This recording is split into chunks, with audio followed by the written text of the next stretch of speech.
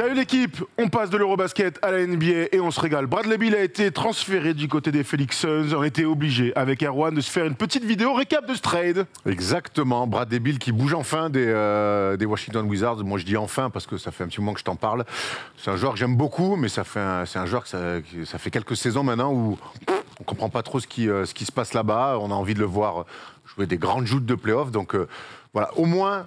Le premier truc positif, c'est qu'il va découvrir un nouvel élément avec de nouvelles ambitions. Ouais, absolument. 11 ans, Bradley Beal du côté des Wizards. Je pensais même qu'il allait jamais partir, je te le dis très honnêtement. On va reparler bien sûr de tout ce qui s'est passé. Il y a cette histoire de no trade clause qui change absolument tout et c'est aussi pour ça que la contrepartie n'est pas énorme. Sachant que nous sommes le 21 juin au moment où on tourne, que demain c'est la draft. Donc on est, Victor, vous l'avez vu, est à New York avec Bilal et Ryan Rupert seront dans la green room. Donc on sera focus là-dessus à partir de 1h30 du matin, en direct ici avec les copains d'Envergure, avec une belle surprise aussi, on vivra la draft ensemble. Donc voilà, je voulais commencer avec ça, et on se retrouvera aussi en tout début juillet pour parler de la free agency tout simplement, parce que vous avez vu, Draymond Green a opt-out, Kyle Kuzma a opt-out, on en parlera tout à l'heure, il se passe pas mal de choses en ce moment en NBA, donc on tient bon juste avant les vacances. Allez, on va tout de suite dans le récap du trade que vous avez sûrement vu sur les réseaux sociaux. Voici la contrepartie donc envoyée par les Phoenix Suns, donc Chris Paul, Landry Shamet qui va découvrir un nouvel endroit.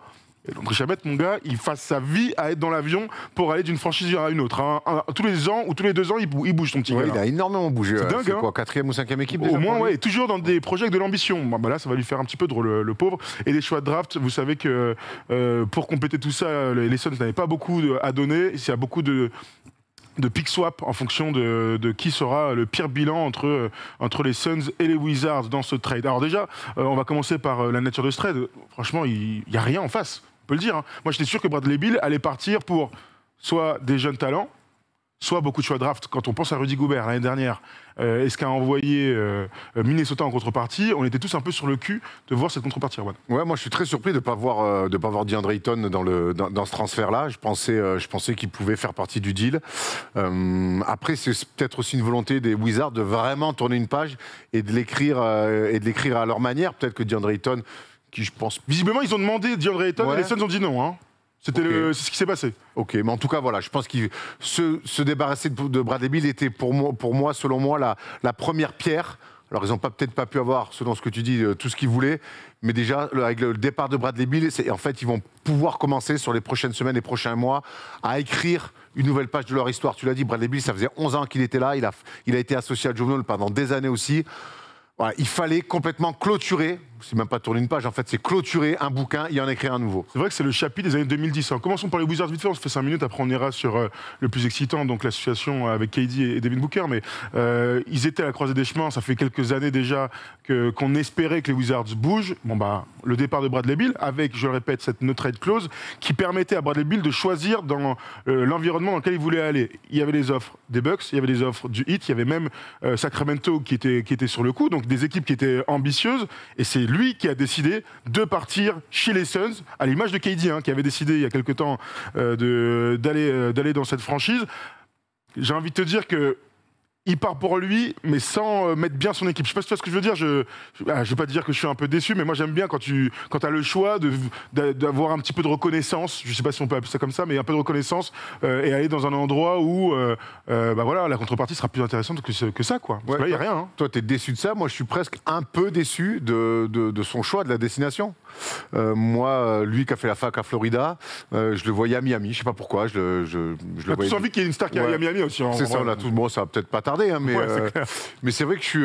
Il fait le choix de Phoenix. Alors pourquoi pas, mais ça m'a surpris. Je le voyais pas. Je sais qu'il y avait la rumeur, mais je l'imaginais pas spécialement là-bas. D'une part parce que c'est le même poste que Devin Booker. Alors on sait que Devin Booker peut se décaler et jouer meneur, mais avec ce qu'il vient de faire ces 2 dernières saisons, est-ce que c'est ce qui va. Bref, on va en discuter, mais ça m'a. T'as raison, il part sans rien donner à son équipe qui lui a beaucoup donné, mine de rien, à sa franchise qui lui a beaucoup donné. Et puis il déboule là-bas. Bon, écoute, tu veux parler des Suns, allons-y à fond. Vous voyez derrière Erwan, on a un quatuor. Du coup, avec donc un propriétaire qui est archi méga ambitieux, c'est Matt Ishbia qui est arrivé il y a quelques mois et qui a dit je veux des stars. Il est allé chercher KD, quitte à lâcher sa profondeur. Il fait maintenant Bradley Beal. On peut dire ce qu'on veut, c'est que les Suns se donnent les moyens des ambitions, d'être champion NBA, et ils vont chercher le maximum de talent. C'est comme ça qu'on doit voir les choses, hein, honnêtement, aujourd'hui. Hein. Je sais pas si c'est comme ça qu'on doit voir les choses. Ils vont voir le maximum de talent. Tu vois, c'est un constat. Calme, je vais répondre. D'accord, je te sens bien énervé sur cette émission-là. Mais moi, dès qu'on parle de NBA, je suis chaud.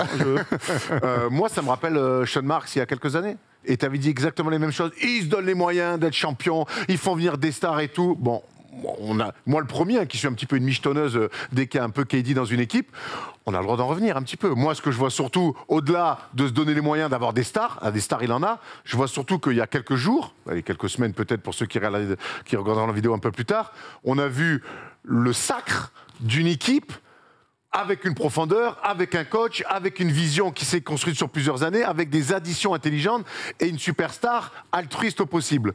Là, pour moi, on n'est pas du tout, pour l'instant, les Suns sont pas du tout sur ce...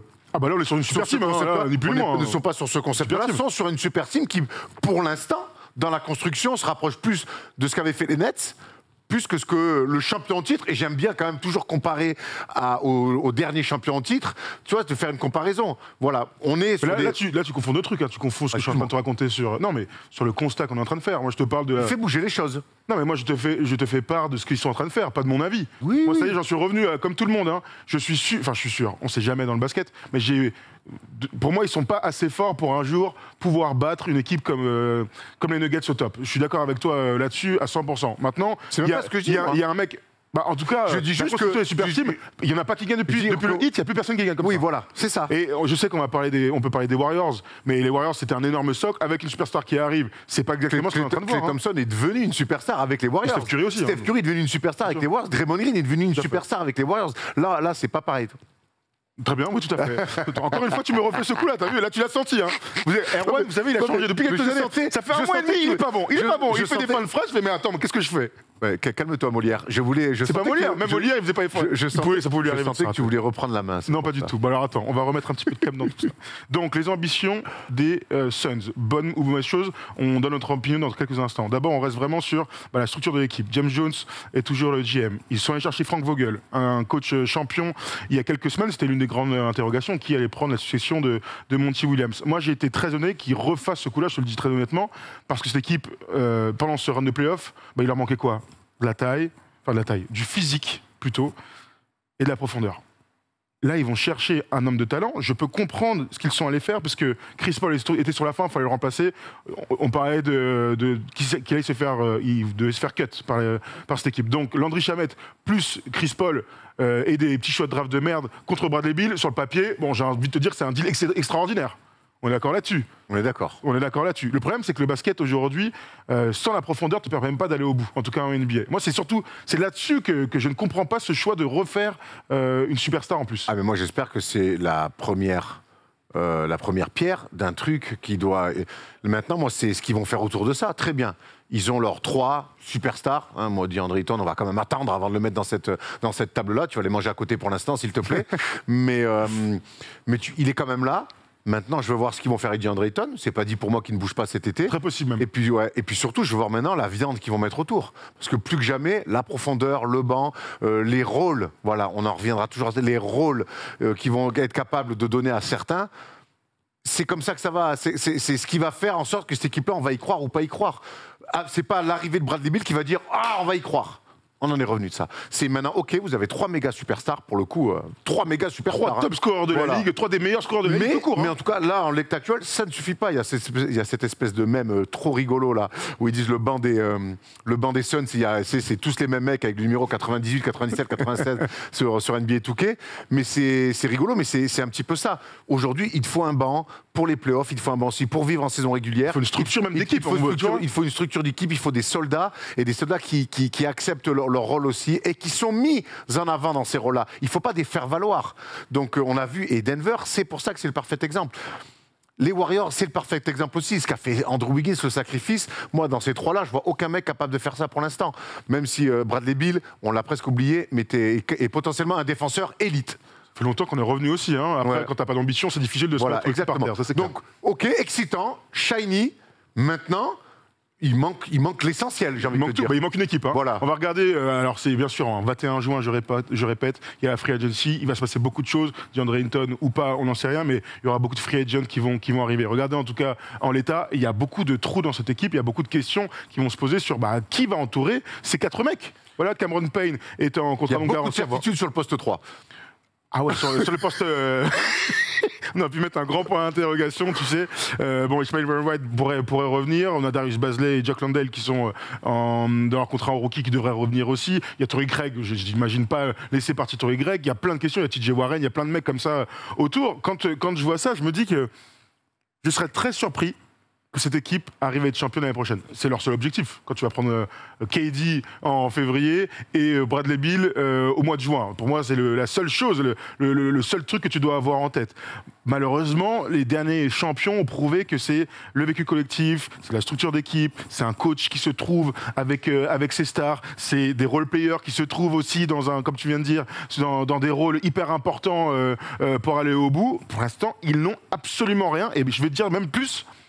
Même s'ils avaient cherché 2-3 noms intéressants, des vétérans, des mecs complémentaires, parce que là, il leur faut des postes 4, il leur faut peut-être, en voyant ce qui se passe avec notre ami Nikola Jokic et comment DeAndre Ayton et Jack Landale ont morflé sur lui, j'ai quand même envie de te dire qu'il va falloir trouver au moins d'autres mecs pour défendre sur lui. Exactement, sur une équipe qui est dans leur conférence, se calquer sur la domination des Nuggets et de Nikola Jokic sur un poste clé qui est le poste de pivot. Donc il y a toutes ces questions, mais même s'ils arrivent à prendre des individualités intéressantes, il en faudra beaucoup plus pour qu'on puisse se projeter sur un futur titre. Tu vois ce que je veux dire? Il va falloir que le début de la saison régulière, ça se passe bien. Ils vont avoir du temps pour travailler. Ça, on peut dire que c'est un truc positif. Ils vont avoir 2 ou 3 mois. L'équipe ne devrait pas bouger en cours de saison l'année prochaine, sinon je comprends plus rien. Mais il y a tellement d'incertitudes que j'ai du mal à m'emballer aujourd'hui. Là où tu parlais des Nets tout à l'heure, les Nets, mine de rien, ils avaient lâché beaucoup, mais il y avait une équipe, il y avait une structure, il y avait pas mal de role-players. Ok, il y avait des blessés et tout, mais il y avait des choses intéressantes. Tu vois, je pense à Joe Harris, je pense, je sais pas, il y avait Patty Mills, j'en sais rien. Il y avait des mecs qui étaient déjà présents et qui pouvaient nous permettre de rêver, en tout cas de se projeter. Là, il y a rien du tout. Fait, tu disais que Bradley Beal, c'était un super coup, voire un coup de génie. Je suis pas loin de le penser. Mais pour moi, le plus dur commence. Le plus dur commence. Les coups de génie, c'est maintenant qu'il va aller les faire. Aller chercher les kind of Bruce Brown Jr. Voilà, des mecs comme ça, des mecs qui sont dans des équipes qui sont plutôt bons, mais qu'on voit pas, qui sont un peu sous les radars. Avant d'être qui sont un peu sous les radars. Il va falloir aller faire ces coups-là. Et en fait, les coups de génie, c'est là qu'il va falloir les faire. Sachant qu'ils n'ont pas d'oseille. En même temps, ils sont 4 quemés là.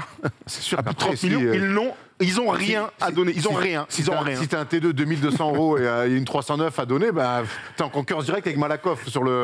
Donc ça va être relou. Hein. Et c'est dire. Hein. Il y a une grande question qu'on se pose aussi, c'est donc ils vont jouer sans meneur de jeu. On verra Cameron Payne, mais en tout cas dans le 5 majeur, ils vont jouer avec 2 vrais arrières. Devin Booker et Kapla, c'est pas un meneur de jeu. En tout cas, il ne joue pas meneur de jeu ces dernières saisons. Il l'a fait, il l'a longtemps bien fait, mais j'ai pas envie de le voir jouer meneur de jeu. Donc on va jouer avec Bradley Beal, KD et Devin Booker dans la même équipe. Alors le basket aujourd'hui a beaucoup évolué.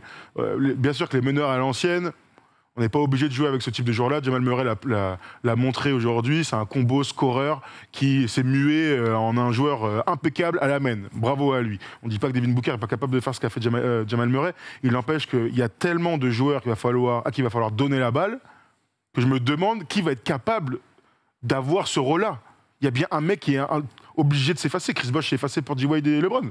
C'est vrai. Si fort soit-il. Donc là comment? Et ça, c'est une excellente question parce que Durant, c'est presque, entre guillemets, effacé pour Devin Booker. Et on se comprend, quand je dis effacé, on se comprend. Il s'est mué deuxième, en tout cas. L'autre était tellement sur un nuage pendant ses playoffs que finalement, le meilleur scoreur, le meilleur joueur même des Suns en playoffs, ça a été Booker. Et ça n'a pas empêché de KD de fournir incroyablement à côté. Mais là, tu rajoutes Bradley Beal, qui est un scoreur monstrueux lui aussi, sur un poste extérieur. Donc beaucoup de tirs externes aussi. Beaucoup la balle en main. Raison, hein. Mais là, c'est vrai que des trois, comment la hiérarchie va se faire? Alors, on sait que la hiérarchie, c'est un peu un truc de journaliste. On aime bien un petit peu s'inventer des débats là-dessus. Qui 1, 2, 3, même si la réalité n'est pas quand même comme ça.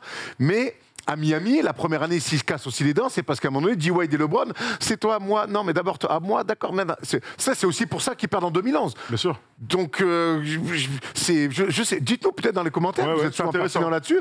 Moi, c'est vrai que pour l'instant, j'arrive pas à me projeter. Voilà, j'arrive pas à voir qui va moins avoir la balle, qui va essayer de se mieux peut-être dans un mec qui un peu plus all-around. Est-ce que Bradley Beal, peut pas devenir un espèce de Ray Allen époque 2008, c'est-à-dire que Ray Allen, qui était clairement le meilleur shooter des trois, avait des systèmes, des sorties et tout.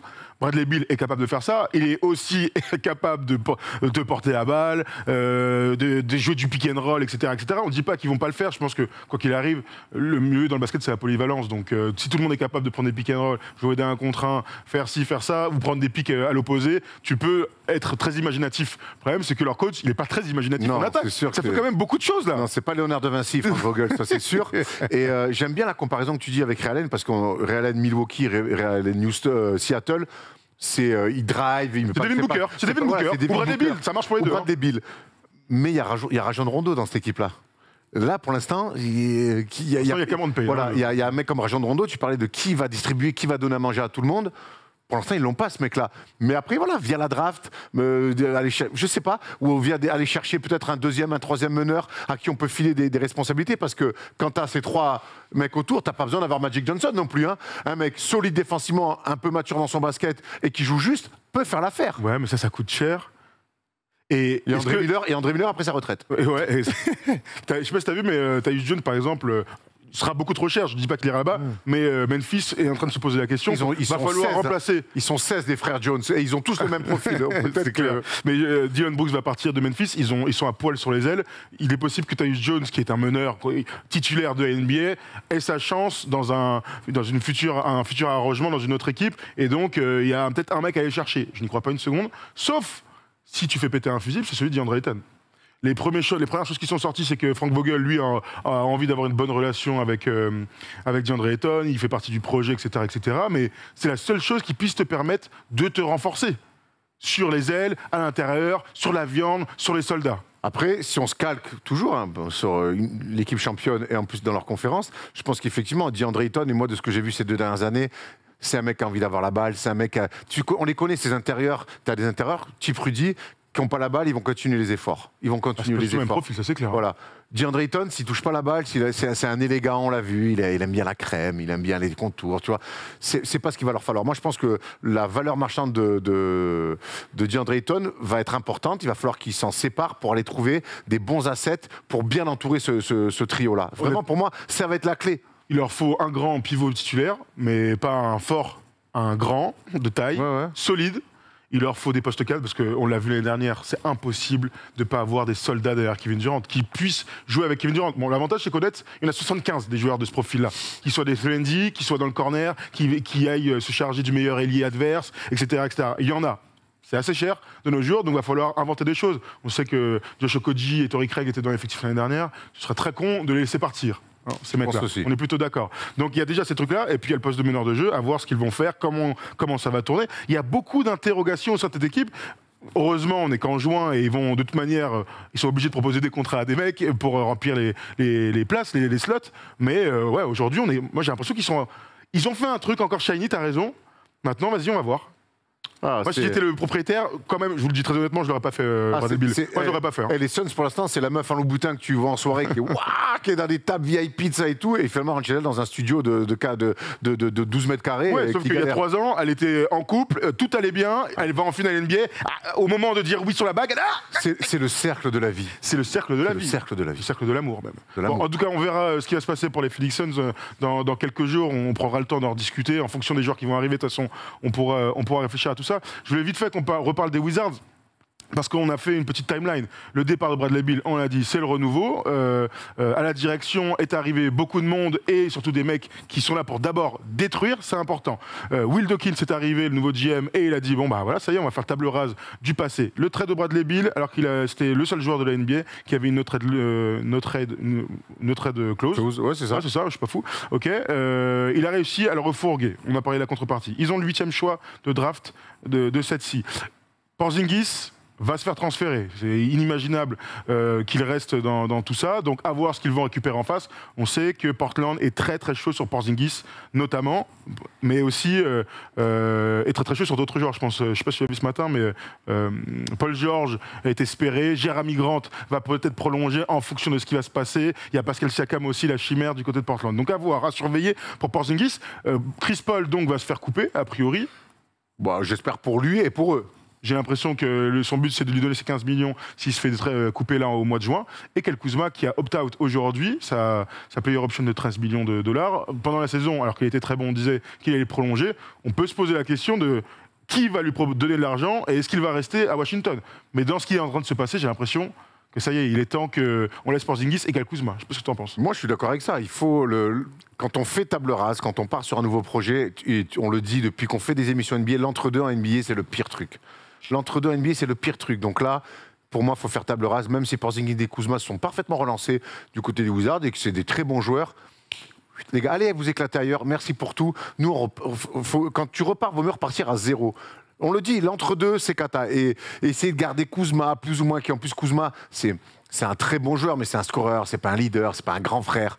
Et tu vois, c'est pour les jeunes. Non, c'est des mecs qui ont besoin de s'accomplir. Ouais, c'est des mecs en plus. Tu disais tout à l'heure pour Jalen Brunson, moi je vais pas taper sur ce mec-là parce que c'est des mecs qui ont besoin de s'accomplir.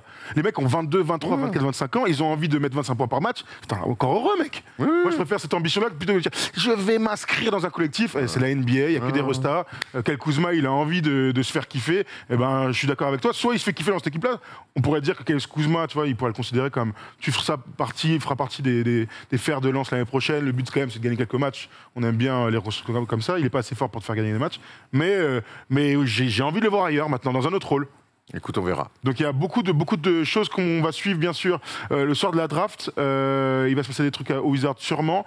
Et puis sur cette free agency dans quelques jours. Il y a Tom qui vient de m'envoyer un message, il me dit il faut absolument qu'on mette le tableau sur la luxury tax. Alors vas-y mon Tom, avec plaisir. On se la met celle-ci sur les Suns, parce que avec la venue donc de Bradley Beal, s'il n'y a pas de trade, on est sur 171 millions de dollars de salary cap. Ils sont quatrième, je crois, de toute la NBA. Le problème, c'est qu'ils ont 4 joueurs sur contrat. Donc, ils sont déjà dans la luxury tax. C'est pour ça qu'on disait tout à l'heure, ils ne peuvent rien faire. Signer des mecs au minimum, bien sûr, mais tu ne peux rien faire. DeAndre Ayton, c'est le fusible. T'as que ça en magasin. T'as que ça en magasin. Bon, bah voilà, en tout cas, ils sont dans une impasse de luxe. Ouais. Ils ont du talent, ils ont du matos. Maintenant, il faut arriver à construire autour de tout ça. Bon, vous le dites en tout cas, vous, dans les commentaires, ce que vous en pensez. Est-ce que vous êtes emballé par ce trade? On a tous été surpris, parce qu'en général, à ce moment-là, il n'y a pas de trade, hein, on peut le dire. En général, c'est plutôt un peu plus tard dans l'été. Et je ne pensais pas, comme tu disais tout à l'heure, je ne pensais pas qu'il allait aller du côté de Phoenix, qui est clairement the place to be. Tous les joueurs veulent aller là-bas. J'ai pas l'info pourquoi, la ville est cool. Nous disait Boris Dio. Les infos que la ville est très cool. La ville est cool, mais très cool même. Et il y a un propriétaire qui met de l'oseille. Et ça, on sait que c'est important. NBA, un propriétaire qui met de l'oseille, c'est un peu un pléonasme. Hein. Non, bah pas forcément. Oui, quand même. Parce que ils en mettent tous plus ou moins, quoi. Non, mais tout le monde met de l'oseille. Mais la question, c'est est-ce que tu as envie de payer? Voilà. Ici, ils l'ont pas payé. Hein. Ils l'ont pas payé. Voilà. Donc on se retrouve demain soir pour la draft. C'est jeudi soir à partir d'1h30. On sera avec les copains de Envergure ici même. Et puis on verra où atterrira Victor Wembanyama, ou plutôt Bilal Koulibaly et Ryan Rupert, entre autres. Hein, parce que Nadir Rifi. Victor, je peux te la donner maintenant, la réponse. Ouais, Nadir Rifi et Sidi Sissoko aussi, hein, qui était en G-League et qui a des chances d'être au premier tour. Des petites chances. Ça pourrait faire 4 Français au premier tour. Croise les doigts. Hein. Croise les doigts. Franchement, si on fait ça, ce serait incroyable. Bon, les amis, on vous embrasse. Bonne journée. Bonne journée à toi, Erwan. Bonne journée à toi. À très vite. À demain. À très vite. Pour une nouvelle nuit blanche, la draft. Ça va être une. C'est la dernière de l'année, par contre. Je suis très excité pour la draft de demain. Ah bah, j'espère être quoi. Plein de choses. Un Français numéro 1, derrière Bilal Koulibaly, Ryan Rupert, qu'on a suivi toute l'année. Oula, il y a un peu d'émotion. I think tomorrow night, I'm gonna be emotional. Et ça peut commencer ce soir avec la fête de la musique et Tom à la guitare et Chris au chant. Ça sera sans moi, évidemment. Moi, je suis 40 ans, je vais me coucher, moi. Ouais, d'accord. Bonne excuse, Aaron. Allez, on vous embrasse et à demain dans la draft. Pour la draft, plutôt.